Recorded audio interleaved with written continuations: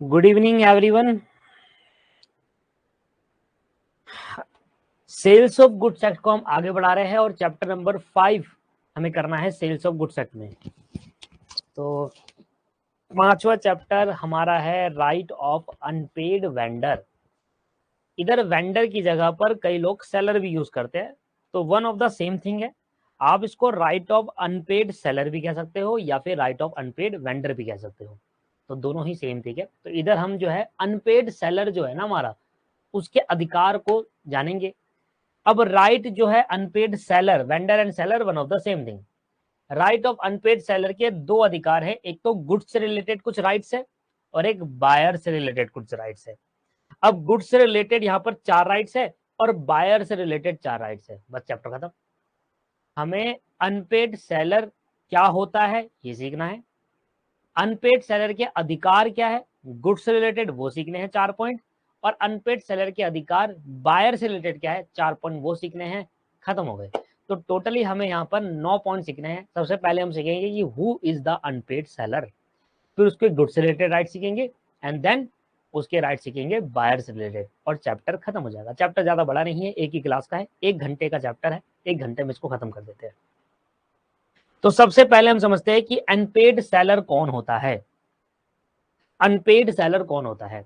देखिए, जब भी कोई बायर किसी सेलर से, आप बायर हो मैं सेलर हूं, आप मेरे पास आते हैं और मेरे से कहते हैं कि सर मुझे ये प्रोडक्ट चाहिए, जो मेरे पास प्रोडक्ट रखा है मैं आपको दे देता हूं। मैंने कहा ये प्रोडक्ट है 10,000 रुपए का, आपने मुझे 5,000 रुपए दिए और कहा 5,000 रुपए मैं कुछ दिनों बाद दे दूंगा, आपने ऐसे कहा। तो जब तक आप मुझे पूरे पैसे नहीं देते उस प्रोडक्ट के, तब तक मैं अनपेड सेलर माना जाऊंगा। तो कोई भी सेलर जब कोई प्रोडक्ट बेचता है और बायर उसको सेलर के उस प्रोडक्ट के पूरे पैसे नहीं देता है, तो तब तक वो सेलर क्या माना जाएगा? अनपेड सेलर माना जाएगा। और वो अनपेड सेलर कब खत्म होगा? जब बायर उसको उस प्रोडक्ट के पूरे पैसे पे कर दे। 2-3 दिन बाद जब आप मुझे पूरे पैसे पे कर देंगे तो मेरे पास पैसा पूरा आ गया, तब मैं अनपेड सेलर नहीं रहूंगा। मैं तब तक अनपेड सेलर रहूंगा जब तक मुझे उस प्रोडक्ट का पूरा पैसा ना मिला हो। तो मेरे को जब तक पूरा पैसा नहीं मिलेगा उस प्रोडक्ट का, जो प्रोडक्ट मैंने आपको बेचा है, तब तक मैं अनपेड सेलर माना जाऊंगा। क्लियर है या नहीं है? आइए, तो who is the unpaid seller? तो अनपेड सेलर के बाद seller who has not receive the whole of the price of goods, जिसने अभी तक जो गुड्स बेचा है उसका पूरा प्राइस उसको नहीं मिला। कुछ मिला होगा, कुछ नहीं मिला, या फिर 75 मिल गया, 25 नहीं मिला, 90 मिल गया, 10 नहीं मिला, या 10 ही मिला, 90 नहीं मिला।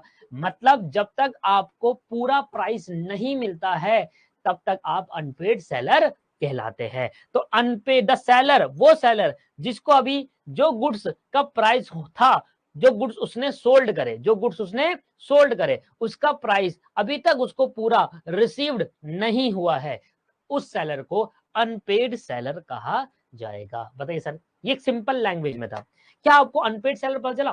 भाई ऐसा सेलर जिसने गुड्स बेचा और उसको उस गुड्स का पैसा पूरा नहीं मिला है, तब तक हम उस सेलर को अनपेड सेलर कहा जाएंगे। अब कहा according to section 45 the seller of goods is deemed to be unpaid seller. कहता है भाई किसी भी सेलर को अनपेड सेलर कब कहा जाएगा? जब ये दो में से एक कंडीशन सेटिस्फाई हो जाएगी। अगर एक भी कंडीशन सेटिस्फाई हो रही है, हम किसी भी सेलर को अनपेड सेलर कह देंगे। पहला, when the whole of the price has been not paid by the buyer, buyer ने अगर सेलर को पूरा प्राइस पे नहीं किया तब सेलर अनपेड माना जाएगा। तो हम कहेंगे अनपेड सेलर है, इसको अभी पूरा प्राइस नहीं मिला उसके गुड्स का। या when a bill of exchange और other negotiable instrument has been received as a conditional payment and same has been dishonoured. Negotiable instrument कौन कौन से होते थे? बिल ऑफ एक्सचेंज एक नेगोशिएबल इंस्ट्रूमेंट है, एक नेगोशिएबल इंस्ट्रूमेंट एक्ट में आप पढ़ेंगे, बिल ऑफ एक्सचेंज एक नेगोशिएबल इंस्ट्रूमेंट है, चेक एक नेगोशिएबल इंस्ट्रूमेंट है आपके पास, और प्रोमिसरी नोट एक नेगोशिएबल इंस्ट्रूमेंट है। अगर इनमें से कोई भी कुछ भी दिया जा रहा है बायर द्वारा, मान लो बायर ने एक चेक दे दिया, ठीक है ना, आपने गुड्स बेचा, मान लो मैंने आपको गुड्स बेचा और बायर ने मुझे उस गुड्स का क्या दे दिया? चेक दे दिया कि भैया ये लो चेक। और चेक जब मैं बैंक में डिपॉजिट करने गया तो पता चला चेक डिसऑनर्ड हो गया, चेक क्या हो गया? बाउंस हो गया। अब मुझे तो पैसे मिले नहीं, तो अब मैं क्या कहलाऊंगा? Unpaid seller कहलाऊंगा। तो या तो आपने मुझे पूरा प्राइस नहीं दिया, शुरू से ही कैश देना था, आपने पूरा प्राइस नहीं पे करा, आप बायर हो, आपने मुझे पूरा प्राइस पे नहीं करा गुड्स का जो मैंने आपको बेचे, मैं अनपेड सेलर कराऊंगा। या आपने मुझे पूरे प्राइस का एक चेक दे दिया, cheque is a negotiable instrument, हम आगे जाकर नेगोशिएबल इंस्ट्रूमेंट एक्ट में पढ़ेंगे। अगर आपने मुझे पूरे प्राइस का चेक पे कर दिया था, पर वो चेक जैसे ही मैं बैंक में डिपॉजिट करना गया, वो चेक क्या हो जाता है, डिसऑनर्ड हो जाता है। तो ऐसे केस के अंदर अभी भी मैं अनपेड सेलर हूं, मुझे पैसा तो मिला ही नहीं, है ना। तो अनपेड सेलर कौन है, समझ में आया, मीनिंग ऑफ अनपेड सेलर समझ में आया। ऐसा सेलर जिसको अभी तक गुड्स के जो गुड्स उसने बेचे उसका पूरा पैसा नहीं मिला, वो सेलर अनपेड सेलर कहलाएगा, वो सेलर अनपेड सेलर कहलाएगा। The seller who has been partly paid is also known as an unpaid seller.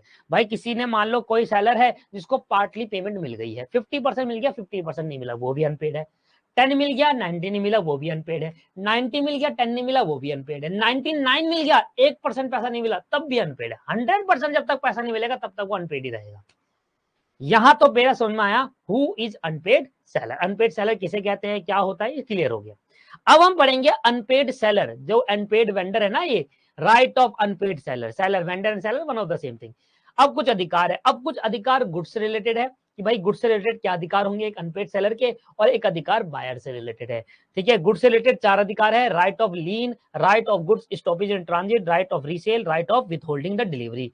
एक है right for suit, right for damages non acceptance, suit for injection, suit for reputation. ठीक है जी, ये है आपके पास। तो अभी मैं सबसे पहले आपको पढ़ा रहा हूं राइट अगेंस्ट दी गुड्स।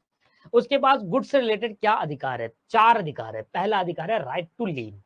क्या अधिकार है, राइट टू लीन। अब राइट टू लीन का मतलब क्या होता है, राइट टू लीन का मतलब क्या होता है, मैं आपको ऐसे समझाने की कोशिश करता हूं, लिखने का मन नहीं कर रहा मेरा, ओरली समझाता हूं। और अगर आपको एग्जाम्पल उतारना हो तो उसको आप एग्जाम्पल उतार सकते हैं। एग्जाम्पल बनाने का तरीका तो अब आई क्या, मैं तो सारे एग्जाम्पल बनाकर दिखाता हूँ, ऐसे यहाँ चक्र सा बना देता हूँ, एक इधर से ऐसे एरो जाता है, ऐसे ऐसे रह जाता है, बना लीजिए। फॉर एग्जाम्पल आप समझिए, एग्जाम्पल आप बायर हो, मैं सेलर हूं, आप मेरे पास आते हो, मेरी एक टीवी की दुकान है, आप कहते हो सर मुझे टीवी खरीदना है, मैंने कहा ठीक है आपको मिल जाएगा। मैंने कहा कितने का टीवी चाहिए, आपने कहा 40,000 वाला टीवी चाहिए मुझे, जो कम से कम 50 इंच तो हो, 50 इंच का टीवी चाहिए। मैंने कहा ठीक है 40,000 का एक टीवी है 50 इंच वाला, ये ले लो। आपने 40,000 का टीवी खरीदा, पर आपने मुझे 30,000 ही पे करे, 10,000 पे नहीं किए, तो मैं अनपेड सेलर हूं। मैं क्या हूं, अनपेड सेलर हूं। यस, ये क्लियर हो गया। अब मेरा अधिकार क्या है वो सुनना, मैं आपसे कहूंगा भाई टीवी मैं आपको तब तक नहीं दूंगा, मैं आपको ऑनरशिप दे दूंगा इस टीवी, आप इसके टीवी के मालिक बन गए, आपने मुझे पैसा दे दिया ना, कॉन्ट्रैक्ट ऑफ सेल हुआ, मैं आपको टीवी की ऑनरशिप ट्रांसफर कर दूंगा, पर टीवी का पोजीशन आपको तब तक नहीं दूंगा जब तक मेरे को पूरा पैसा नहीं मिल जाएगा। मेरे पास एक अधिकार है। एक अनपेड सेलर के पास क्या होता है, एक अधिकार आ जाता है, अगर बायर अनपेड सेलर को गुड्स का पूरा पैसा ना दे तो अनपेड सेलर के पास एक राइट है, वो गुड्स तब तक उसको नहीं देगा, उस गुड्स का पोजीशन तब तक जब तक उसको पैसे ना मिल जाए। मतलब मैं आपको टीवी तब तक नहीं डिलीवर दूंगा जब तक आप मुझे पैसे नहीं दे दोगे पूरे। जब आप मुझे पूरे पैसे दे दोगे तब मैं आपको डिलीवरी कर दूंगा टीवी की, तब मैं आपको पोजीशन टीवी का ट्रांसफर कर दूंगा। ऑनरशिप तो मैं उसी वक्त ट्रांसफर कर दूंगा, आपने कुछ पार्ट पेमेंट कर दी ना, ऑनरशिप ट्रांसफर। जब आप पैसे पूरे देंगे तभी मैं आपको टीवी दूंगा, अदरवाइज नहीं दूंगा। तो राइट टू लीन का मतलब क्या होता है, सेलर के पास, अनपेड सेलर के पास एक अधिकार आ जाता है, एक राइट आ जाता है, वो गुड्स का पोजीशन अपने पास तब तक रख सकता है जब तक गुड्स की फाइनल पेमेंट बायर द्वारा ना कर दी गई हो। इसी को कहते हैं लीन, राइट टू लीन इसी को कहते हैं। राइट टू लीन क्या होता है, जब तक गुड्स का पूरा पैसा अनपेड सेलर पे ना आ जाए तब तक अनपेड सेलर उस गुड्स का पोजीशन अपने पास ही रखेगा, वो गुड्स का पोजीशन बायर को ट्रांसफर नहीं करेगा। पढ़ेंगे right of unlien, right to lien. Right to lien का मतलब हुआ, लीन इज अ राइट, लीन एक ऐसा राइट है जिसमें पोजीशन ऑफ गुड्स क्या होता है, रिटेन करता है। कौन करता है, अंटिल पेमेंट ऑफ प्राइस, जब तक प्राइस का पेमेंट पूरा ना आ जाए सेलर को तब तक वो पोजीशन ऑफ गुड्स अपने पास ही रखता है seller. According to section 47(1), an unpaid seller can exercise the right of lien in the following cases। तो राइट टू लीन का मतलब समझ में आया, लीन का मतलब क्या होता है, पोजीशन ऑफ गुड्स सेलर अपने पास ही रखेगा, रिटेन करके रखेगा, गुड्स नहीं देगा बायर को, टीवी अपने पास ही रखेगा जब तक फाइनल पेमेंट नहीं हो जाती बायर द्वारा। जब तक बायर मुझे पूरे पैसे नहीं देगा तब तक मैं उस गुड्स को उसके पास को दूंगा नहीं, ऑनरशिप दे दूंगा उसी टाइम, गुड्स अभी मेरे पास ही रहेंगे। मैं किन केसेस में, मैं एक सेलर हूं, एक अनपेड सेलर हूं, मैं राइट टू लीन का एक्सरसाइज किन केसेस में कर सकता हूं, मतलब मैं राइट कब कब यूज कर सकता हूं, वो पढ़ रहे हैं हम। तो आप ये राइट कब कब यूज कर सकते हैं, आप ये राइट तब यूज कर सकते हैं when the goods has been sold without any stipulation as to credit. मतलब इसका हिंदी अनुवाद बोलूं, जब कभी आप गुड्स बेचते हो इन कैश, क्रेडिट में नहीं बेचते, कैश में बेचते हो, तब आप ये गुड्स का अधिकार अपने पास, ये राइट ऑफ लीन आप अपने पास इस्तेमाल कर सकते हैं। कोई भी राइट अनपेड सेलर का जो राइट होगा, ये राइट टू लीन का इस्तेमाल आप कर सकते हैं अगर आपके गुड्स आपने कैश में बेचे हैं। इसका मतलब है where the goods has been sold in cash without any stipulation as credit, का मतलब है कि भाई ऐसी कोई रिक्वायरमेंट नहीं थी उधार पे देने वाली, हम उधार पे नहीं देंगे जी गुड्स, विदाउट एनी स्टिपुलेशन मतलब रिक्वायरमेंट एज टू क्रेडिट, इसका मतलब है कि हम गुड्स उधार पर नहीं देंगे, क्रेडिट पे देंगे, कैश ही देंगे। तो मतलब where the goods had been sold in cash, सीधा सीधा लिख दो, इसको काट कर आप ऐसे लिख सकते हो इन कैश। अगर आपने गुड कैश में दिए है, नॉट इन क्रेडिट, क्रेडिट में ना दिए है, कैश में दिए है, तो ऐसे केस के अंदर आप राइट टू लीन का राइट, ये जो राइट है ना आपके पास राइट टू लीन, इसका आप इस्तेमाल कर सकते हैं। फॉर एग्जाम्पल बात समझिए, ऐसा क्यों हुआ भाई, आप मेरे पास टीवी खरीदने आते हैं और आप कहते हैं सर मुझे 40,000 वाला टीवी चाहिए, मैं आपको 40,000 वाला टीवी दे देता हूं। अब आप कहते हो मेरे पास तो 30,000 पड़े हैं, 10,000 में आपको 2-3 दिन बाद, 3-4 महीने, 1 महीने बाद दे दूंगा। मैंने कहा ऐसा थोड़ी ना होता है, आप उधार थोड़ी ना खरीदने आए हो सर, आप तो कैश में खरीदने आए हो। अब कैश में खरीदने का मतलब ये हुआ ना कि आप जो टीवी ले जा रहे हो उसका पूरा प्राइस पे करो, मैं आपको उधार पर थोड़ी ना दे रहा हूँ गुड्स। अगर मैं आपको उधार पर दे रहा होता तो बात तक अलग होती, मैं तो आपको गुड्स कैश में दे रहा हूं, और कैश में देने का मतलब क्या होता है, आपको पूरा पेमेंट करना होगा। तो गुड्स अगर कैश में दिए जा रहे हैं, उधार पर नहीं दिए जा रहे, और वो पर्सन पूरी पेमेंट नहीं करा, तो गुड्स अपने पास रख सकता है एक सेलर। मतलब आप में से टीवी खरीदना है, कैश में खरीदना चाहते हो, आपने 40,000 का टीवी सेलेक्ट करा, आप मुझे 30,000 रुपए दे रहे हो, मैं राइट टू लीन का इस्तेमाल कर लूंगा, क्योंकि मैं आपको उधार पे दे नहीं रहा और आप मुझे पूरे पैसे दे नहीं रहे, तो मैं राइट टू लीन का इस्तेमाल करूंगा, गुड्स टीवी अपने पास ही रखूंगा, ओनरशिप आपको ट्रांसफर कर दूंगा, टीवी आपको तभी दूंगा जब आप मुझे 10,000 भी दोगे। पहला केस कि कब राइट टू लीन का इस्तेमाल कर सकते हैं, जब गुड्स अगला बायर कैश में खरीद रहा हो और आप उधार पे नहीं बेच रहे हो। अगर आप उधार पर गुड्स बेच दो, फॉर एग्जाम्पल आप मेरे पास आते हैं, कहते हैं सर मुझे गुड्स चाहिए 40,000 का, पर मैं आपको पैसे 2 महीने बाद दूंगा, तो आपको मैं गुड्स देने पड़ेंगे, मुझे आपको गुड्स देना पड़ेगा सर, मुझे आपको उस वक्त गुड्स देना पड़ेगा, क्योंकि मैं अनपेड नहीं रहूंगा। अनपेड कब होता है, जब पूरी पेमेंट नहीं मिलती, और पूरी पेमेंट की कहानी कब स्टार्ट करूंगा, जब कैश देना होगा उसको पूरा एक साथ। भाई जब मैं खुद ही उसको अलाउ कर रहा हूं कि तू मुझे 2 महीने बाद पैसे दे दियो, तेरे को क्रेडिट पीरियड 2 महीने का दे रहा हूं, तो फिर अनपेड क्यों रहा मैं? मैंने तो खुद ही अलाउ करा है ना उसको कि अभी मत पैसे दो, 2 महीने बाद दे देना, तो ये अनपेड थोड़ा हूं तब तक मैं। तो अगर कोई सेलर गुड्स उधार पर बेचता है दूसरी पार्टी को, बायर को, और 2 महीने का क्रेडिट पीरियड देता है, तो 2 महीने तक वो अनपेड नहीं माना जाएगा सेलर, क्योंकि उसने अलाउ करा है क्रेडिट। आप क्या ये कह कहोगे सबको उधार दे जा रहा हो, कह रहा हो अनपेड हूं मैं, ऐसा थोड़ी ना होता। आपने तो वो दिया है उधार, तो आप अनपेड नहीं रहोगे। अनपेड आप कब मानोगे, जब वो 2 महीने खत्म हो जाएंगे और बायर आपको पैसे नहीं दे रहा होगा, तब माना जाएगा अनपेड। मतलब क्या है आप समझो, मतलब यह है कि एक सेलर ने आज गुड्स बेचा उधार पर बेचे, और बायर कह रहा है मैं ये 2 महीने बाद पेमेंट करूंगा। जैसे ही 2 महीने एक्सपायर होंगे और बायर अगर आपको पे नहीं करता, तो 2 महीने एक्सपायर होते ही आप बन जाएंगे अनपेड सेलर। क्या बन जाएंगे? Unpaid seller. मान लो 1 जनवरी को गुड्स सोल्ड करे, ठीक है ना, सेलर ने गुड्स सोल्ड करे क्रेडिट पर, 1 जनवरी को क्रेडिट पर गुड्स बेचे, ठीक है जी, 2 महीने का क्रेडिट पीरियड दिया, 2 महीने का क्रेडिट पीरियड दिया, जनवरी पूरा, अप्रैल फरवरी पूरा, 1 मार्च को पे करना था, ठीक है जी, 1 मार्च को ड्यू करना था, अब पे नहीं करा, नॉट पेड। तो यहां पर अब अनपेड सेलर माना जाएगा, यहां माना जाएगा अनपेड सेलर जिस दिन 2 महीने एक्सपायर होंगे। इस दौरान पे कोई भी सेलर अनपेड नहीं होगा सर, उसने तो अलाउ करा है क्रेडिट पीरियड। तो अगर कोई सेलर उधार पर गुड्स बेच रहा है, तो जब तक वो उसका क्रेडिट पीरियड एक्सपायर नहीं हो जाता, तब तक वो सेलर अनपेड सेलर नहीं माना जाएगा। जैसे क्रेडिट पीरियड एक्सपायर हुआ और बायर ने उसके पैसे नहीं दिए, भाई क्रेडिट पीरियड जितना मिला था उतना खत्म हो गया, अब दे पैसे, बायर मना करने लगा, कह रहा अभी पैसे नहीं है, 1 महीने बाद दियो, तो 1 महीने तक वो अनपेड सेलर माना जाएगा। अब गुड्स का पोजीशन वो अपने पास रिटेन कर लेगा, अब राइट टू लीन का इस्तेमाल कर लेगा। इस दौरान पे राइट टू लीन का इस्तेमाल नहीं कर सकता वो सर।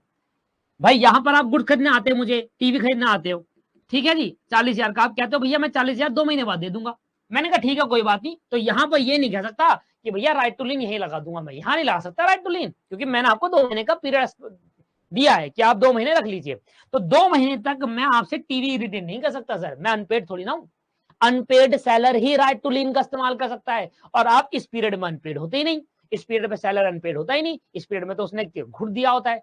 हाँ, इस दिन अगर आपने मुझे पैसे नहीं दिया तो इस दिन मैं बायर से दोबारा गुड्स वापसी ले लूंगा, वो टीवी वापसी लेकर आ जाऊंगा मैं आपके घर से, और आप मुझे रोक भी नहीं पाएंगे, क्योंकि ये कानून कहता है कि अगर आप ड्यू डेट पर पैसा नहीं देते तो आप अनपेड सेलर बन जाते हो, और अनपेड सेलर बनते ही आप राइट टू लीन का इस्तेमाल करने लग जाओगे।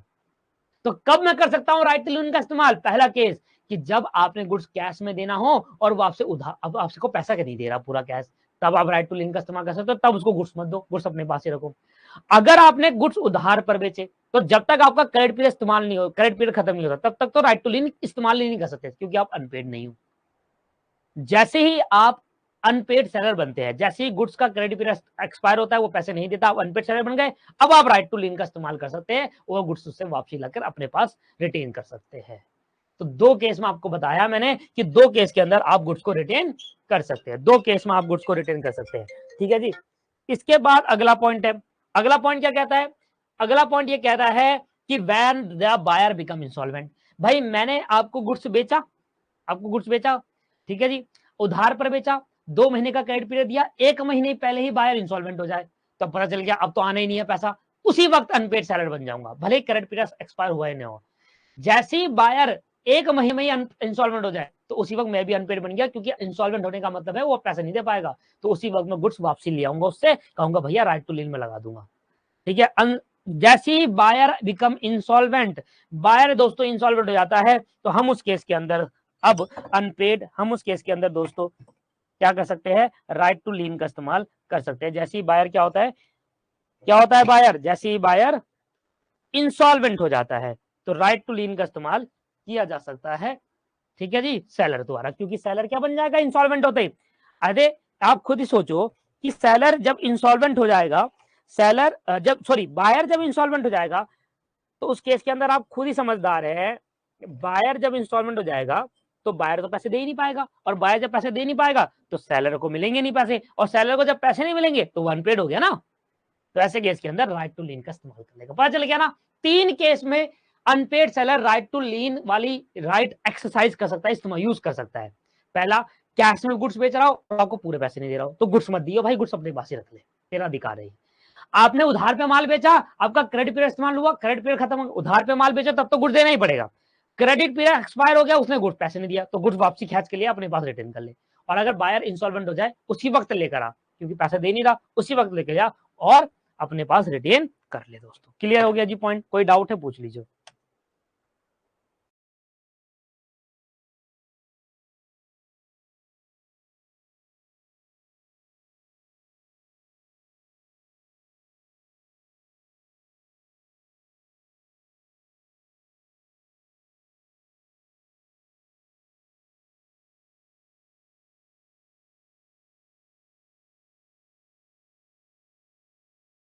ठीक है जी, तो लीन का इस्तेमाल कर रहे हैं, कोई भी अनपेड सेलर जब राइट टू लीन का इस्तेमाल करता है, मतलब राइट टू लीन का मतलब गुड्स का पोजीशन अपने पास रखना, ये है right to lien.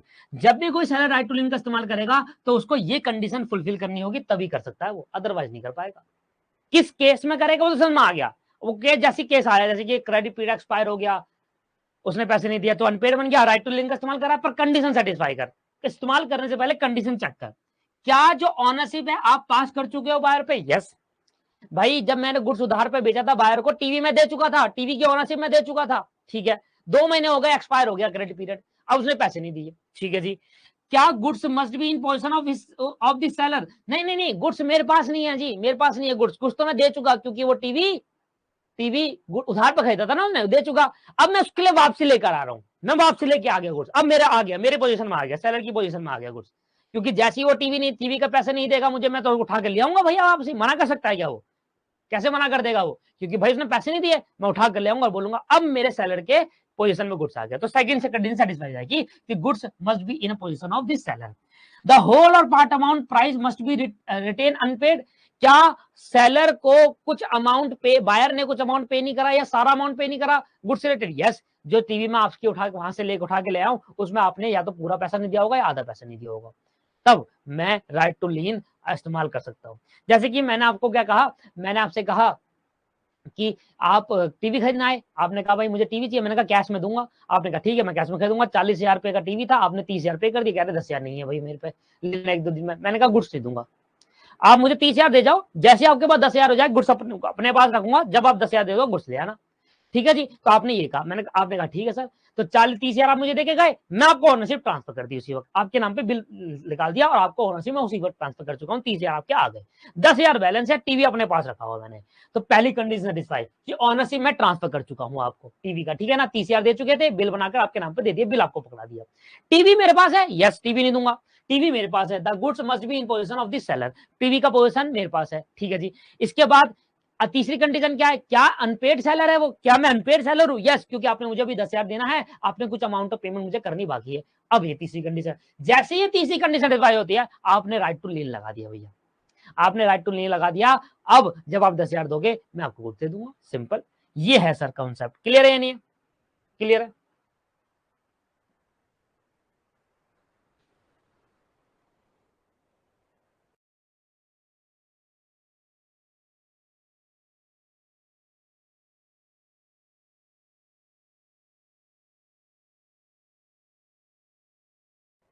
Right to भैया वापस बायर कह रहा है नहीं नहीं मुझे ना गुड्स नहीं चाहिए, ऐसा थोड़ी ना होता, गुड्स नहीं, तुम्हारे नाम पे ओनरशिप ट्रांसफर कर दी भैया। अब बायर कल को ये कहे 3 दिन बाद कहेगा भैया 10,000 नहीं हो रहा, आप मेरे 30,000 वापस कर दो, ऐसा थोड़ा ना होता है। तुम्हारे नाम पे बिल कट गया जी, पैसे वापस नहीं होंगे, 10,000 दो और गुड्स ले जाओ, सिंपल सी बात है, कहीं से भी लेकर आओ, पैसे वापस थोड़ा ना होंगे, ठीक है। चलिए, तो अगला राइट क्या है, देखो राइट टू लीन कब खत्म हो जाता है? एक राइट टू लीन, देखो राइट टू लीन पहला अधिकार है जब गुड्स अभी तक सेलर के पोजीशन में है। मान लीजिए कि गुड्स सेलर ने कैरियर वाले को दे दिया, कैरियर वाला कौन होती है? ट्रांसपोर्ट कंपनीज होती है जो गुड्स को बायर को ट्रांसफर करती है। मान लो आप कहां रहते हो, मुंबई में रहते हो और मैं रहता हूं दिल्ली में, आपने मेरे से गुड्स खरीदा, ठीक है जी।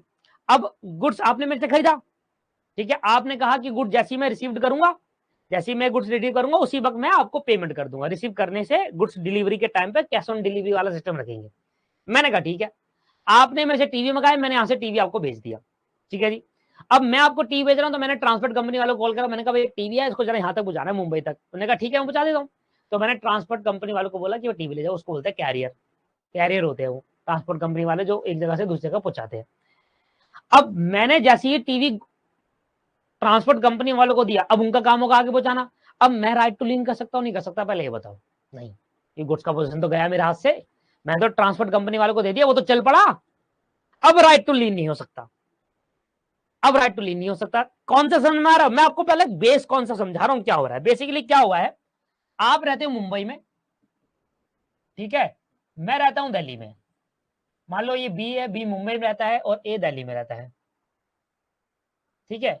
टीवी का ऑर्डर दिया है और कहा कि सीओडी करेंगे, कैश ऑन डिलीवरी रहेगा, जब आप डिलीवर कर दोगे उसी वक्त कैश दे देंगे आपको।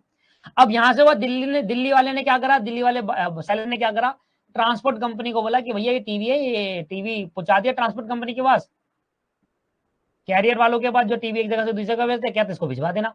अब दिल्ली वाले जो सेलर है, ये सेलर है, अब इसके हाथ से तो टीवी गया ना, ये टीवी तो चल पड़ा, ये टीवी तो चल पड़ा, ये जो टीवी है गुड्स है, इन ट्रांजिट है या नहीं है? यस, ये ट्रांजिट है, गुड्स इन ट्रांजिट। अब ये टीवी जा रहा है गुड्स इन ट्रांजिट पर, ये ट्रांजिट में चल रहा है, अब ये गुड्स पहुंच रहा है, और पहुंचने के बाद बायर को पता चला, सेलर को पता चला कि जो बायर है वो इंसॉल्वेंट हो गया है, बायर जो है वो इंसॉल्वेंट हो गया है। तो मुझे बताओ, क्या अब ये राइट टू लीन लगा सकता है? नहीं लगा सकता भाई, इंसॉल्वेंट की केस में। अब बायर इंसॉल्वेंट हो गया तो क्या होगा, अब भैया बायर इंसॉल्वेंट हो गया तो समझ लेना कि पैसा नहीं मिलेगा सेलर को, और सेलर को पैसा नहीं मिलेगा तो सेलर ने क्या हो गया, अनपेड सेलर हो गया। और जैसे ही अनपेड हो गया तो मुझे बताओ, क्या अब सेलर राइट टू लीन लगा सकता है? नहीं लगा सकता सर, कैसे लगाएगा, गुड्स तो चल पड़ा, गुड्स तो चल पड़ा भैया, अब राइट टू लीन तो लगा ही नहीं पाएगा, यार टू लीन खत्म। तो राइट टू लीन कब खत्म हो जाता है, जब गुड्स ट्रांजिट में होने लग जाता है, उसके बाद पता चलता है कि बायर इंसॉल्वेंट हो गया। भाई मैंने गुड्स जब तक मेरे पास था तब तक बायर सॉल्वेंट था, जैसे ही मैंने भेजा और गुड्स ट्रांजिट में चल रहा है, अभी पहुंचा नहीं है, उसके बाद जब ट्रांजिट में पता चला कि बायर इंसॉल्वेंट हो गया, तो अब मेरे को दूसरा अधिकार दिया गया, अब दिया गया दूसरा अधिकार, क्योंकि राइट टू लिन तो लगा ही नहीं सकता, गुड्स तो निकल चुका।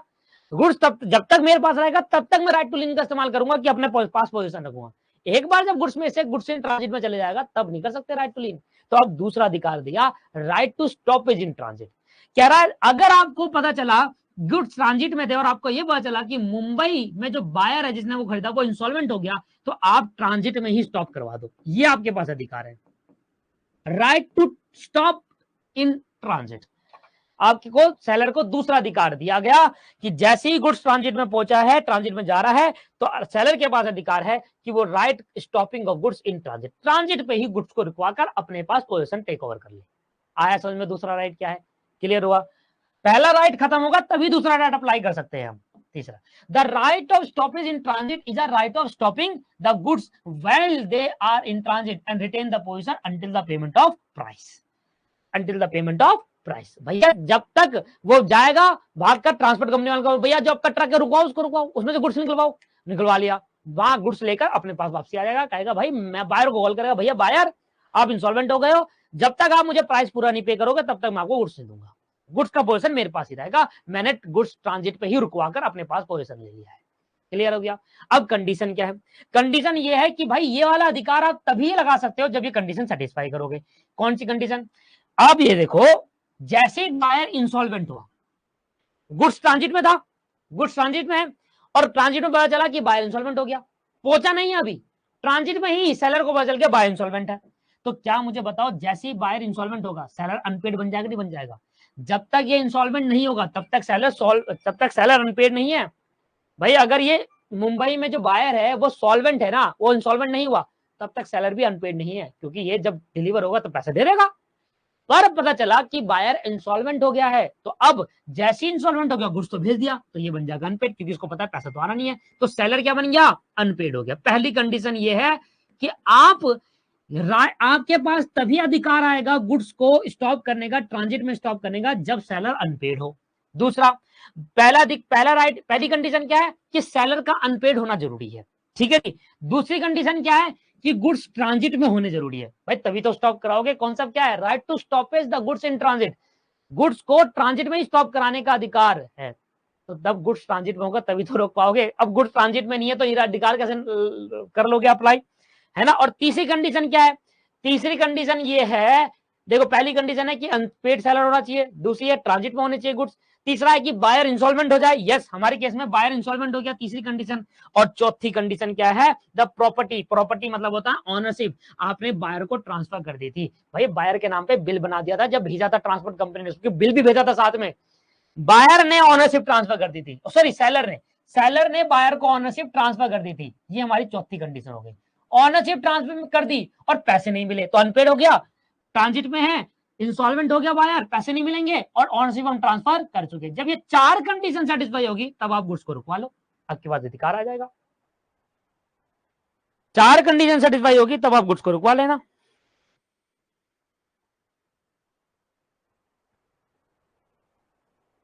ठीक है जी, समझ में आया? तो right to stoppage in transit का आप क्या करोगे? तभी right to stoppage in transit आप इस्तेमाल कर सकते हो, ये अधिकार सेलर तभी इस्तेमाल कर सकता है जब चार कंडीशन भाई, एक तो सेलर अनपेड होना चाहिए, गुड्स ट्रांजिट में होने चाहिए, बायर इंसॉल्वेंट हो जाए और सेलर ने ऑनरशिप ट्रांसफर कर दी हो बायर को, और तब इंसॉल्वेंट हो जाए बायर तो उसके अंदर गुड्स स्टॉप करवा देता है। अब तीसरा अधिकार ये है कि गुड्स अपने पास रख लिया, अब सेलर कह रहा भाई पैसे दे, वो कह रहा भैया पैसे है ही नहीं, वो कह रहा भैया पैसे दो, वो कह रहा पैसे ही नहीं है, फिर कॉल करता है कुछ टाइम बाद, भाई पैसे दो, वो कह रहा पैसे ही नहीं है। अब तीसरी बार सेलर ने बोला भैया पैसे दे दो, नहीं तो मैं बेच रहा हूँ ये किसी और को, इसकी आपको ओनरशिप ट्रांसफर कर दी। इसका मतलब ये थोड़ी ना है कि आप जिंदगी भर पैसे नहीं दोगे। ओनरशिप ट्रांसफर होने का मतलब आपको मैंने ओनरशिप ट्रांसफर कर दी है, मैं किसी और को नहीं बेचूंगा, पैसे तो दो। कह रहा पैसे नहीं है। मैं कॉल करे जा रहा हूँ, वो कह रहा पैसे दो, मैं कह रहा हूँ पैसे दो, वो कह रहा पैसे नहीं है। अरे ऐसा थोड़ी ना होता है यार, मेरे गुड्स खराब हो जाएंगे, मैं ना आपको बेच पा रहा, आपसे पैसे नहीं आ पा रहे, और ना किसी और को बेच पा रहा। मैंने कहा भाई मेरे पास एक और अधिकार है, राइट टू रीसेल। मैं आपको मांगूंगा आपसे पैसे, आपको नोटिस भेजूंगा, आपको बोलूंगा भैया पैसे दे दो इस दिन तक, अगर आप इस दिन तक पैसे नहीं दोगे तो मैं आपको गुड्स भेज दूंगा, भले ऑनरशिप आपके पास ट्रांसफर होगी, मैं कैंसिल कर दूंगा ऑनरशिप और ये गुड्स किसी और को ट्रांसफर कर दूंगा, क्योंकि आप पैसे नहीं दे रहे। भाई मेरे गुड्स खराब हो जाएंगे, बस जरूरी थोड़ा है कि मैं उन गुड्स की डीलिंग करूं जो सालों साल चले, ऐसे भी तो हो सकता है मैं उन गुड्स की डीलिंग करूं जो जल्दी खराब होने वाले हो, पेरिसेबल नेचर की गुड्स की डीलिंग करूं। अब मेरे गुड्स खराब हो जाएंगे और मैं आपसे पैसे मांग रहा हूं, आप इग्नोरेंस दे रहे हो, तो मैंने आपको एक नोटिस भेज देना है कि अगर इस टाइम तक पैसे नहीं आए तो मेरे पास एक तीसरा अधिकार भी है, गुड्स तो मैं रुकवा चुका हूं ट्रांजिट के अंदर, गुड्स मेरे पास है, अब मैं आपको मैसेज कर रहा हूं, आप इग्नोर कर रहे हो, मैं आपको एक नोटिस भेजूंगा, अगर इस दिन तक पैसे नहीं आए तो मैं ये गुड्स किसी और को भेज दूंगा, नहीं तो मेरा लॉस हो जाएगा सर, नुकसान हो जाएगा, गुड्स पेरिसेबल नेचर के है, ठीक है जी। तो इसलिए तीसरा अधिकार दिया गया, right of resale. Unpaid seller who exercise either the right of lien और either the right of truck, कोई भी सेलर, अगर कोई अनपेड सेलर है, अगर वो पहला वाला राइट रखता है, राइट टू लीन, तब भी उसके बाद गुड्स का पोजीशन हो जाएगा, और अगर वो गुड्स स्टॉप कर देता है ट्रांजिट में, फिर तब भी उसके बाद गुड्स का पोजीशन है, मतलब दोनों ही ऊपर के अधिकार जब अप्लाई कर देता है, जब कोई भी अनपेड सेलर राइट टू लीन या राइट टू स्टॉपेज का अधिकार अप्लाई करता है, एक्सरसाइज करता है, तो उसके बाद गुड्स का पोजीशन आ जाएगा, फिर राइट टू रीसेल वाला अधिकार लगेगा। तो इसमें क्या होगा, the right to resale the goods called right to scale the right of confirm by the section 44। ये कह रहा है भैया मैं राइट, मेरे पर अधिकार आ जाएगा कि मैं इन गुड्स को बेच दूंगा, क्योंकि गुड्स खराब होने वाले नेचर की भी तो हो सकते हैं, पर कह रहा है, पर इसमें बताया गया भाई कुछ कंडीशन है, जब सब राइट अप्लाई करने के लिए कंडीशन है तो इसमें भी कंडीशन है, और कंडीशन क्या है देखो भाई, आप रीसेल तभी कर सकते हो वो गुड्स जब वो पेरिसेबल नेचर के, ऐसे गुड्स जो पेरिसेबल नेचर के लिए नहीं है, वो लंबे टाइम तक चल सकते हैं, फिर वो रीसेल नहीं कर सकते आप। अगर वो गुड्स खराब होने वाले हैं और बायर को आप बोले जा रहे हो कि भाई पैसे दे दो गुड्स खराब हो जाएंगे मेरे, बायर नहीं दे रहा पैसे, तो फिर कह दो भैया मैं बेच रहा हूँ इसको, तो मेरे गुड्स खराब हो जाएंगे। तो गुड्स का पेरिसेबल नेचर का होना चाहिए, तभी आप गुड्स रीसेल कर सकते हो, क्योंकि ऑनरशिप तो बाहर के बाद चले गई ना सर, वो पैसे ही तो नहीं दे रहा आपको, या तो कुछ नहीं दे रहा होगा, थोड़े नहीं दे रहा होगा, सॉरी, या तो थोड़े नहीं दे रहा होगा या पूरे नहीं दे रहा होगा, ऑनरशिप ट्रांसफर हो चुकी है, तो आपके पास सिर्फ पोजीशन है, आप उसको बोल सकते हैं भाई गुड्स खराब होने वाले पैसे दे दे भाई, वो नहीं दे रहा कोई बात नहीं, आप भेज देना उसको, एक अधिकार है, पेरिसेबल नेचर की गुड्स ही रीसेल कर सकते हैं। दूसरा, where the seller expressly reserve the right to rescale in case of buyer make a defaulting the payment of price. दूसरा क्या है कि सेलर ने एक्सप्रेसली क्या दिया था उसको, सेलर ने कह दिया था भाई अगर आप प्राइस की पेमेंट करने में डिफॉल्ट करोगे तो मैं भेज दूंगा, मैं भेज दूंगा, अगर आपने, क्योंकि गुड्स पेरिसेबल नेचर के, पहले ही बोल के चला है उसको कि भैया ये जो गुड्स आप खरीद रहे हो ना पेरिसेबल नेचर के, जितने टाइम में आप पैसा देने की बात करो तो मैं दे देना और ले जाना इसको, अगर उतने दिन में नहीं दिया तो मैं बेच दूंगा, क्योंकि गुड्स खराब हो जाएंगे, मेरा लॉस हो जाएगा, राइट। तीसरा, where the seller has exercised right of lien and stoppage in giving a notice to the buyer for intention of resale the goods.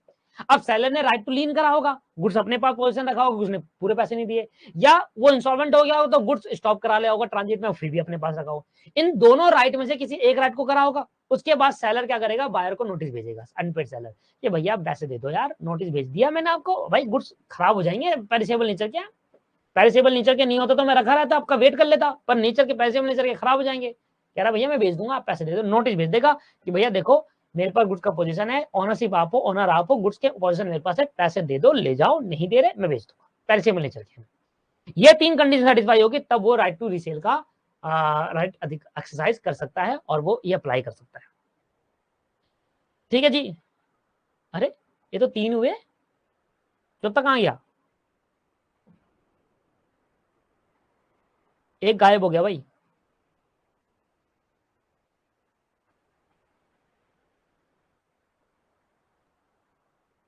उतारा ही नहीं, चलिए कोई बात नहीं, मैं उसको पढ़ा देता हूँ, वो कौन सा वाला था, ऊपर लिखा हुआ था ना, वो तो मैं उसको पढ़ा देता हूँ, कोई दिक्कत नहीं है, फिर बाद में नोट्स में डाल दूंगा, आप पढ़ लेना। ऊपर है right of with holding delivery, right of with holding delivery क्या है ये,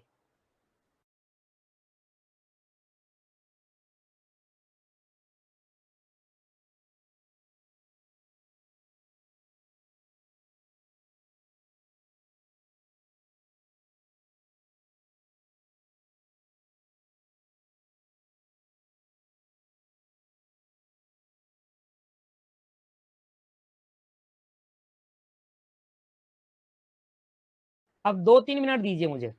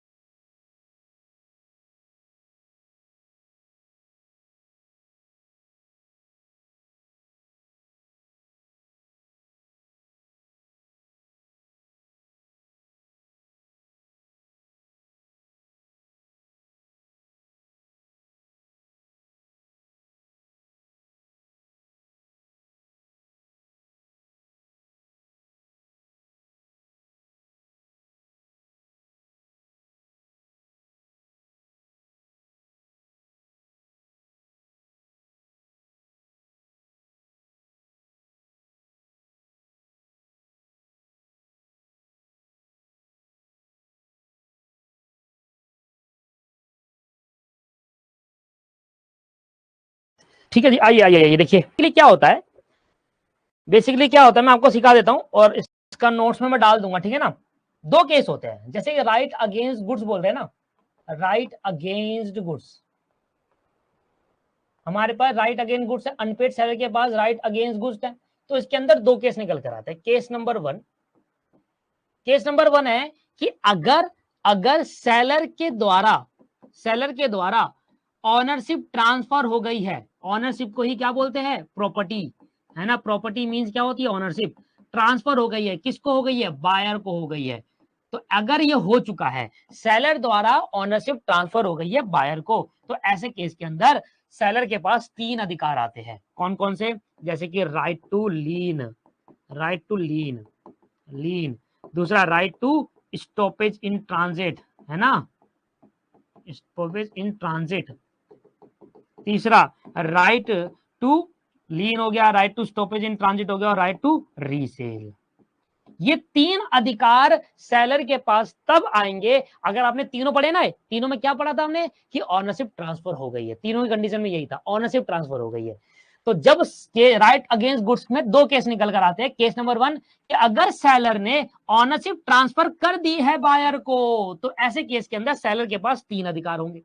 पर केस नंबर टू ये निकल कर आता है कि अगर सेलर ने ऑनरशिप ट्रांसफर नहीं करी है, क्या बोला मैंने, अगर सेलर ने ऑनरशिप मींस प्रॉपर्टी, ऑनरशिप या बोल लो प्रॉपर्टी ट्रांसफर नहीं करी है बायर को, अगर सेलर ने ऑनरशिप ट्रांसफर नहीं करी है बायर को, तो ऐसे केस के अंदर बायर के पास एक अधिकार होता है, उसको बोलते हैं राइट टू विथहोल्ड डिलीवरी,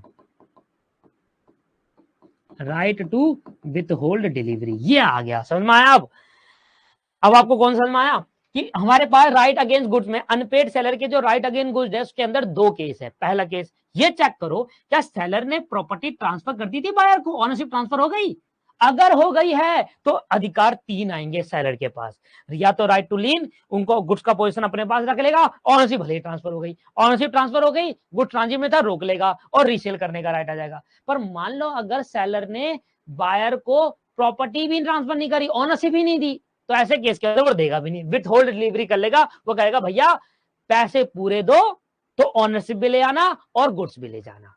अगर आपने ऑनरशिप ट्रांसफर नहीं करी, भाई आप में से टीवी खरीदना है, मैंने बिल काटा ही नहीं आपके नाम पर, इसका मतलब मैंने आपको ऑनरशिप ट्रांसफर नहीं करी, आपने मुझे पैसे भी नहीं दिए। तो मैंने कहा भैया ऐसा करना, आपके भी डिलीवरी में अभी तक आपको दूंगा नहीं, मैं होल्ड कर रहा हूँ इस डिलीवरी को, अपने पास ही होल्ड कर रहा हूँ। जब आप मुझे 10,000 रुपए दे दोगे, 30 तो दे चुके आप मुझे, 2-3 दिन में जब आप 10,000 रुपए दे दोगे तो मैं आपको गुड्स भी दे दूंगा और साथ में आपके नाम पे बिल भी काट कर दे दूंगा।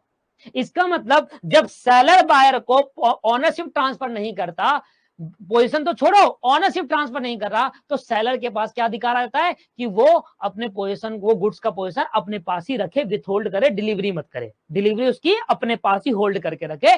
जब बायर पूरे पैसे दे देगा तो ऑनरशिप का बिल भी काट कर दे देना और गुड्स भी दे देना जी। ये है हमारा आखिरी राइट्स। आया समझ में? ये केस याद रहेगा आपको, ये केस याद रहेगा। ये केस में ये जो केस है आप इसको बना लेना, जगह दे दूंगा, या पॉइंट में जगह दे देना, नोट्स में जगह दे दूंगा लास्ट वाले पे, और इसके बारे में लिख भी दूंगा, यहां पर लिख भी दूंगा कि राइट टू विथहोल्ड डिलीवरी तभी हो सकता है, ये वाला राइट तभी आ जाएगा, वो अपनी डिलीवरी विथहोल्ड कर सकता है तभी जब सेलर बायर को ऑनरशिप ट्रांसफर नहीं करे। अगर सेलर ने बायर को ऑनरशिप ट्रांसफर कर दी तो फिर ये तीन अधिकार देने पड़ेंगे। आया समझ में? क्लियर है जी? आइए अब 4 पॉइंट और बढ़ते हैं। राइट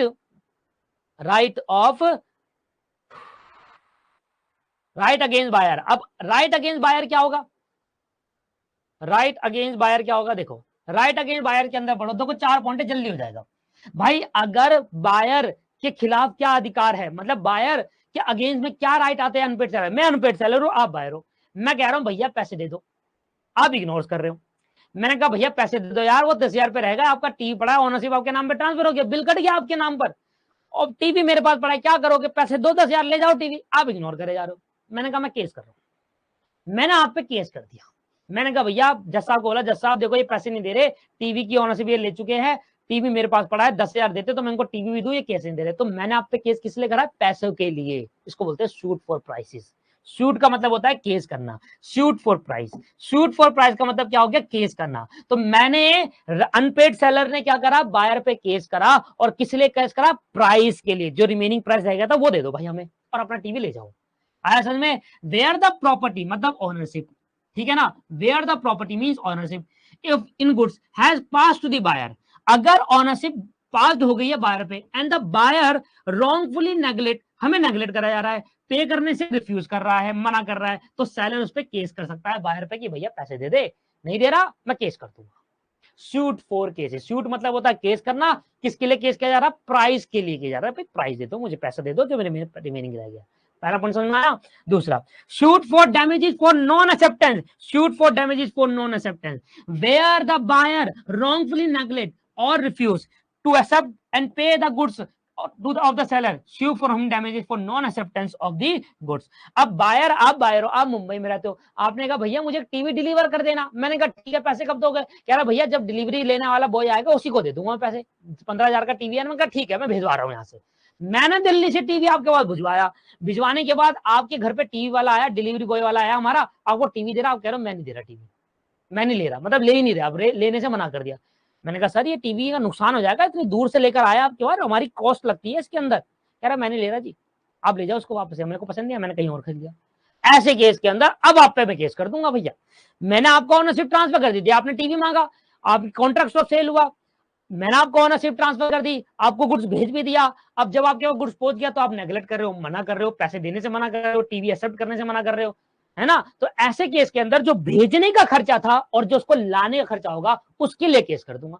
कोई बात नहीं, अब मना कर दो, मेरे भेजने में 1,000 रुपए लगे और लाने में 1,000 रुपए लगे, 2,000 रुपए की या जो भी लगा, 5,000 लगा, जो भी लगा आपके पास, जितना भी मुझे भेजने में और लाने में उसको आपने रिजेक्ट कर दिया, कोई बात नहीं, आप मेरे भेजने लाने का खर्चा दे दो। आप मना करोगे तो मैं आप पे डैमेजेस का क्लेम कर दूंगा भैया, कि आपको मैंने गुड्स भेजा था पर आपने एक्सेप्ट नहीं करा, मेरे को डैमेज हुआ इस चीज के लिए, डैमेजेस क्या हुआ है, मेरे भेजने का खर्चा, मुझे लाने का खर्चा हुआ है, वो कौन पे करेगा, फिर मैं आप पे केस कर दूंगा कि भैया मुझे डैमेजेस दो, क्योंकि आपने वो गुड्स एक्सेप्ट नहीं करा, पहले ही मना कर देते, नहीं लेना था तो भेजने से पहले ही मना कर देते, आपके वहां पहुंच गया, सारा खर्चा हो गया, उसके बाद मना कर रहे हो, फिर वापसी आएगा हमारा, ये डैमेजेस के लिए मैं सूट कर सकता हूँ, केस कर सकता हूँ। समझ में आया सेकंड पॉइंट, समझ में आया, क्लियर है। अब अगला, अगला कहता है shoot for repetition. Shoot for repetition का मतलब क्या होता है बताया था ना आपको मैंने, कैंसिल, आपके बायर और आपके, where the buyer repeated the contract before the date of delivery, the seller में wait till the date of delivery और may treat the contract as cancel, sue for breach. भाई यहां पर क्या होता है, बायर क्या करता है, कॉन्ट्रैक्ट को कैंसिल कर देता है डिलीवरी डेट से पहले। उसने कहा कि भैया मुझे टीवी खरीदना है, मैंने कहा ठीक है, कब भिजवाऊं, आपने कहा भैया इस दिन भिजवा दो। अब जिस दिन भिजवाने की डेट थी उस दिन से पहले कह रहा भैया मुझे नहीं खरीदना, भैया मुझे नहीं खरीदना। मतलब क्या हो रहा है कि आप मुंबई में रहते हो, बाहर एक मुंबई में रहता है, मैं दिल्ली में रहता हूँ, मैं, आपने मुझसे बोला टीवी खरीदना है, मैंने कहा ठीक है मैं भिजवाता हूँ आपको, तो हमारे बीच में कॉन्ट्रैक्ट ऑफ सेल हो गया और मैंने आपको टीवी भिजवाने का डेट देगा, मैंने वेट करा कि कब डिलीवरी करनी है, आपने कहा भैया 10 दिन बाद करना, मैं 10 दिन बाद डिलीवरी करने जा रहा था, आपने फोन आया कि भैया मेरे को नहीं खरीदना, रहने दो मत भेजो। ये क्या दिक्कत है, मैंने कहा ठीक है भाई, कैंसिल का केस करूंगा, भाई कॉन्ट्रैक्ट कैंसिल करो, बाद में तुम ये ना कहो कि तुमने टीवी नहीं भेजा। ऐसे भी तो हो सकता है कि तुम पहले कॉल करके मना कर रहे हो कि भैया मुझे टीवी नहीं चाहिए, आप ऐसा करो खत्म, मैं भेजो, तो फिर मैं आप पे केस करूंगा, बोलूंगा भैया ये कॉन्ट्रैक्ट कैंसिल करवाया जाए जो बायर और मेरे में है, तो बाद में बायर ये कहे कि भैया हमने तो कहा था टीवी भेजने का, इन्होंने टीवी नहीं आया, बताओ, मैं सूट करूंगा, केस करूंगा कि भैया ये कॉन्ट्रैक्ट कैंसिल करवा दो यार, जज साहब बोलो भैया इसके बीच में कैंसिल करा दो क्योंकि उसने पहले ही मना कर दिया। Where the buyer approved the contract, अगर बायर कॉन्ट्रैक्ट को कैंसिल कर देता है before date of delivery, delivery से पहले, द सेलर में wait till the date of delivery, उसने वेट करा और ट्रीट करा कि कॉन्ट्रैक्ट में भाई आ ही नहीं रहा, वो मांग ही नहीं रहा, उसने मना कर दिया, तो वो कैंसिल करेगा और केस करेगा कि भाई उसने तोड़ दिया भाई कॉन्ट्रैक्ट, कॉन्ट्रैक्ट तोड़ने का केस करेगा, और जो भी लॉस, मेंटली लॉस होगा वो पैसा मांग लेगा कि भैया बताओ जज साहब बताओ, 3 दिन से प्रिपेयर है हम, टीवी को पैक वैक करके लगे हुए हैं, और जैसे ही भेजने वाले थे चढ़ाने वाले का फोन आया, मना कर दिया, बताओ कि भैया मुझे नहीं, ऐसा थोड़ी ना होता है। अब वो केस करके डैमेजेस मांग सकता है, कुछ भी मांग सकता है, एक जेन्युइन मांग सकता है कि भैया मुझे इस चीज में बहुत, मेरा टाइम वेस्ट हुआ है, मेरे टाइम के इतने पैसे बनते हैं, लो, ऐसे करके डैमेजेस क्लेम कर सकते हैं। अगला क्या है, एक और है ना, इसका नाम फिर नाम लिखना भूल गया यार, ये क्या, shoot for interest, shoot for interest है। अभी मैंने शूट फॉर रेपुटेशन पढ़ाया ना आपको कि भाई आपने डिलीवरी करने से पहले कॉन्ट्रैक्ट कैंसिल कर दिया बायर ने, तो हम उसको कहेंगे कि भाई तुमने कॉन्ट्रैक्ट तोड़ा, ब्रीच ऑफ कॉन्ट्रैक्ट के लिए तुम केस कर देंगे, तुमने कैंसिल कर दिया डिलीवरी करने से पहले, बायर कैंसिल कर रहा है। Shoot for interest, shoot for interest का नीचे पॉइंट होगा इसका, शूट फॉर इंटरेस्ट ये होगा where there is a specific agreement between the seller and buyer regarding the interest on the price of goods. The seller may claim it from the date when the payment become due. If there is no specific agreement, the interest is payable from the date notified by the seller to the buyer. बताओ आपको ये चीज समझ में आई नहीं आई, ये बताइए। पढ़ो पढ़ो पढ़ो पढ़ो, इसको आराम से पढ़ो, लास्ट पॉइंट है, आराम से पढ़ लो, उसके बाद बताना समझ में आया नहीं आया।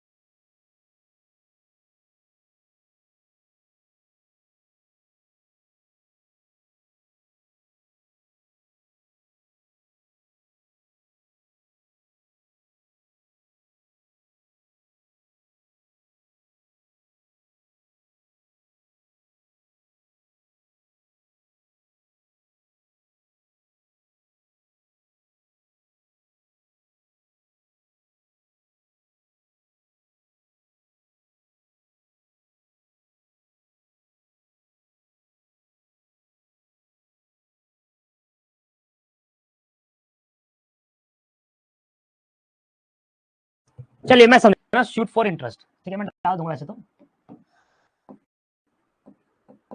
अगर नहीं मिला नोट में तो लिख लेना खुद ही। देखो यहाँ पर जगह छोड़ी हुई थी, देखो मैंने लिख दिया भाई, ये लो। अब शूट फॉर इंटरेस्ट का कॉन्सेप्ट क्या है? कॉन्सेप्ट ये है कि मान लो मैंने आपको ना बायर, सेलर ने क्या करा, गुड्स, सेलर ने क्या करा, गुड्स बेचा बायर को उधार पर। मान लो ए ने बी को उधार पर माल बेचा, ठीक है ना, सोल्ड ऑन क्रेडिट, ये एग्जांपल लिख लेना इसके नीचे, सोल्ड ऑन क्रेडिट, अरे अरे अरे अरे, सोल्ड ऑन क्रेडिट, उधार पर माल बेचा, ठीक है जी। मान लो 10,000 रुपए का माल उधार पर बेचा और क्रेडिट पीरियड दिया कि भाई आप ना ये पैसा मुझे 2 महीने बाद दे देना, 2 मंथ बाद, ठीक है जी, 2 मंथ बाद दे देना। मान लो ड्यू डेट आने वाली थी पेमेंट देने की, ड्यू डेट थी 1 जुलाई को, 1 जुलाई को पेमेंट करना था और बायर ने उस पेमेंट करी नहीं, मैंने उधार पर माल बेचा। अब जब तक मैं 2 महीने कंप्लीट नहीं होते तब तक क्या है, मैं अनपेड नहीं हूं, क्योंकि उधार पर माल बेचने में अनपेड नहीं होता। हाँ, जिस दिन ड्यू डेट थी पेमेंट करने की, अगर ये डेट एक्सपायर हो जाती है और फिर भी पेमेंट नहीं आती, तो यहां से मैं अनपेड सेलर बन गया, यहां से इस डेट से अनपेड सेलर बन गया मैं। और जैसे ही मैं अनपेड सेलर बन गया, ये अधिकार मेरे पे सारे आ जाएंगे जो अभी तक हम पढ़ रहे थे, वो सारे अधिकार मेरे पास आएंगे, मैं कोई सा भी इस्तेमाल कर सकता हूँ। अब बायर ने करा 3 महीने बाद पेमेंट, जुलाई में पेमेंट नहीं करी, अगस्त में नहीं करी, सितंबर में नहीं करी, 1 अक्टूबर को पेमेंट करी है बायर ने। बायर ने क्या करा, 1 अक्टूबर, मतलब 3 महीने लेट पेमेंट करी है, 3 मंथ लेट पेमेंट करी है, 3 मंथ लेट पेमेंट करी है। तो अब ए जो है वो बायर से इस 3 महीने के इंटरेस्ट क्लेम कर सकता है।